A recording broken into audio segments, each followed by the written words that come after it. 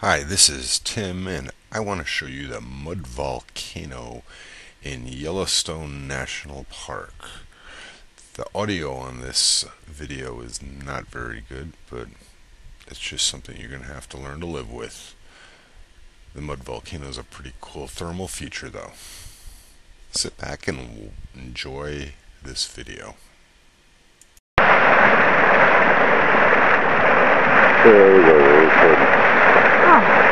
Well, this is Mud Volcano. We just came from the Grand Canyon of the Yellowstone. We're on top of the falls, and then we decided to show you this nice little mud volcano. This is pretty impressive. Let me show you around the area real quick. Not real impressive down there.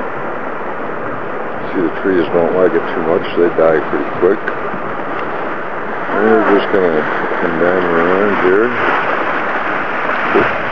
I'm fascinated with it.